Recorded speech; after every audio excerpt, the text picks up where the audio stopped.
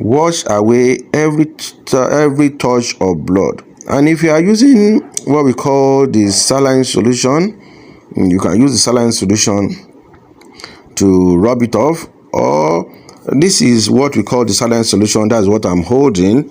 It's a little bit expensive, but I bet you not everyone can avoid it. And in fish breeding, if you can't avoid it, there's something we call the salt solution, which still replicate the saline solution I'm holding. So the salt solution can be prepared easily by having 1 liter of water with around 50 grams of salt. So once you have that, you mix it very well, you put it in your mouth and taste it. And when you feel a taste, what I mean by a taste of a salt in the water, that is what we call the saline solution. For those of you who don't know how to feel the taste, like when you are sweating, that taste that you will see from our body, you can imagine how that nature is powerful. That's why I told you that everything depends on nature. When you are using a saline solution, that really implicates the fishes not to have a sudden shock, so they will still feel that they are still themselves, because every living object have what we call the saline solution in their bodies. So the process has to be going on, and you need to be very careful on everything you are doing in order to make sure that you have a perfect and better result for your farm. So as you are still watching on the screen, once again, make sure that you watch this video to the end.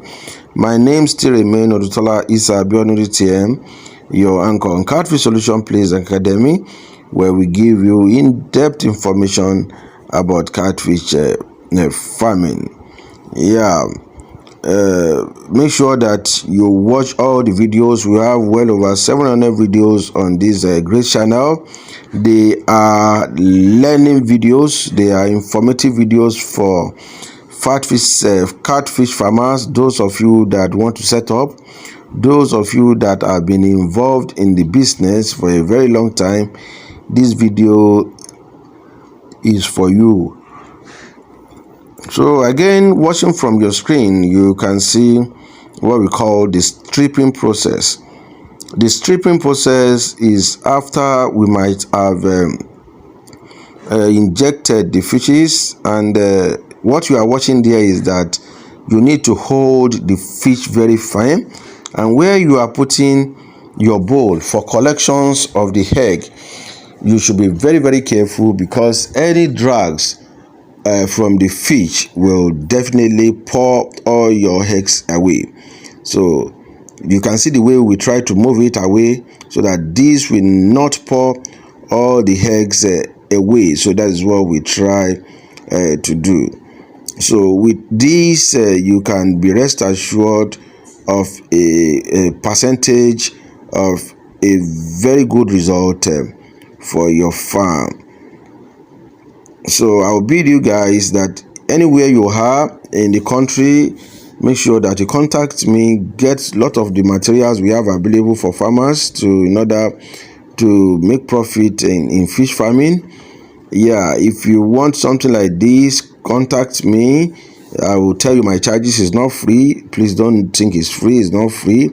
I will tell you my charges, and this will be done as well for you, especially those of us who really want to know about the breeding or the hatchery process and does not have the opportunities for a very good person to learn from.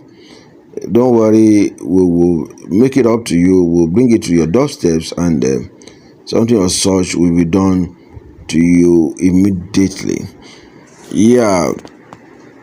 Thereafter, you might have finished stripping of the eggs. The next thing to do is to add up the sperm into the eggs. But let me tell you some technical part of this. Once you are adding the sperm into the eggs and you discover that the volume of the mint is much, I will advise you to put more water into the eggs and pour the water away from the eggs, so that this will remove some of the over polluted mint, because these are what we cause by the end of the day, what we call the water pollution to your incubator. By the end of the day, if you are not careful, this will kill up all your fishes. This only takes place after 38 hours. It is very, very dangerous at that period. So what really caused that period is what we call over excess of mint, which you need to take care as an hatcher. So these are one of the technical parts of a fish breeder that are giving most people headache in having a perfect result or a successful result. For those of you that do hatch and discover that maybe you have hatched 3-4 times and you discover that your eggs are always white, they are always white, these are what can cause it. Another thing that can cause it is that when you over congest your incubator with eggs, or when you are spreading your eggs, you didn't give gap, you cluster them together, there's no breathing space, they are over congested. This can also cause white eggs on your kakaban. Another thing that can really cause this too as well is when your broodstock is not matured enough. It's either the male or the female broodstock is not matured enough. When you go back to your incubator to check after 8 hours, you will discover that most of the eggs have turned white. So these are what are really causing this, and these are where many farmers are having this problem. So once again, my name still remains Odutola Isabionu DTM. Make sure that you subscribe to this YouTube channel as you are watching. Yeah, make sure that you watch to the end, because I'm still going to give you some bonus part of this video. Make sure that you share and like. Yeah, make sure that you send the links of this great channel to family and friends, so that inspired farmers, so that they can come up to us, we can guide them, we can train them, we can also motivate them to the greatest part of fish farming. So once again, today is the 4th of August 2022, and today I am presently at Anthony Village Estate in Lagos State. So in every part of a fish farming, when you are doing your stripping, by the time you notice the stain of blood, make sure that you desist from pressing of the eggs, stripping of the fishes, and it's better you use the little you have that can give you that perfect result than you killing all your fishes for ignorance and greediness.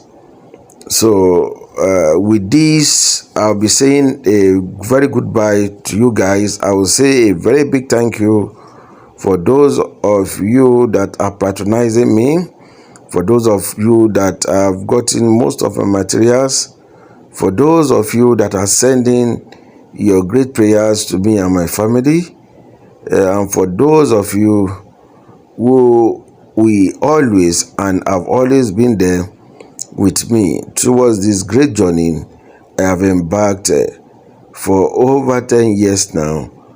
on the consultation, monetization, and we're giving the great mentorship to farmers online.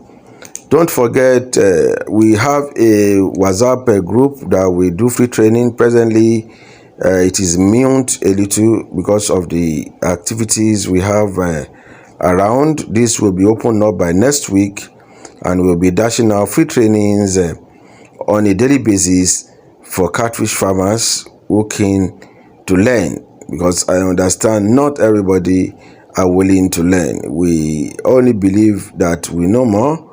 We don't share informations. We are very greedy to give informations to our friends, our colleagues. These are what are really affecting us so bad. It is eating so bad, and I pray that by God's grace, all these will fade away very, very soon. So I will just finish laying the eggs, and that is the end of it. So from the next part you'll be watching when that means after 24 or between 38 hours, when the kakaban will be removed, and the result of the perfect job we did presently. Thank you so much, and God bless you.